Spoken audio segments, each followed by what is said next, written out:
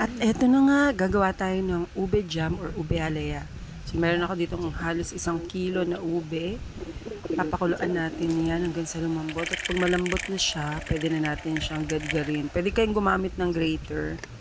At pag nagadgad na at lahat, pinong-pino, lalagay natin siya sa blender kung meron kayong blender or food processor. Kung gusto niyo lagyan ng gata, pwede rin isasabay niyo siya sa pagbe-blend. Pero wala nga akong gata kaya ginamit ko ay yung evap. So, dalawang evap ang nagamit ko dito. Kailangan maging pinong-pino siya. Ganyan ang magiging consistency niya. At ilalagay ko na rin dyan ang condensed milk. Isang lata lang ng condensed ang ginamit ko. At para sa color, kung di pa kayo satisfied sa ube color, pwede kayo maglagay ng ube flavor. So, ginamit ko dito yung McCormick ube flavoring para ma-enhance yung color niya. Sinalang ko siya sa mahinang-mahinang apoy. Nilagyan ko na rin siya ng butter. Sa ube, kailangan dito matyaga. Dahil kailangan mong haluin ang haluin hanggang sa makuha mo yung tamang lapot.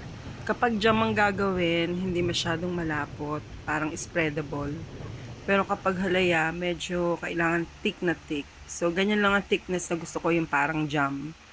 Pero kailangan, kung gusto niyo pa na mas thick pa dyan, continue, halo lang para maging thick siya at maging halaya. Yan, ganyan lang yung lapot.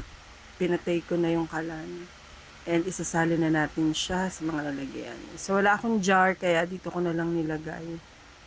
Lagyan ko lang siya ng butter para hindi magdikit yung ube.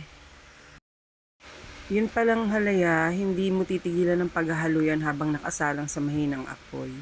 Hanggang sa ma-achieve mo yung consistency. So, ayan, isasali na natin yung mga ube. Make sure na malinis yung nalagyan nyo dahil madali siyang mapanis.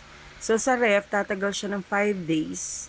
Pero kung i-freezer nyo, months ang itatagal niya. Siguro mga 5 months. Yan. Initin nyo na lang sa microwave kung gusto nyo ilagay sa freezer at tumagal ng at least 5 months yung ube jam. So, ayan, nalalagyan ko lang siya ng cheese dahil gusto ko may cheese sa ibabaw. Pero pwede rin yung budbod or yung latek.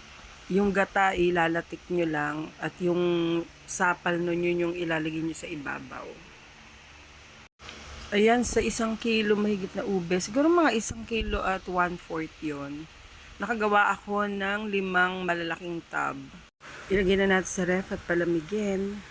Ito na yung ating napalamig na ube.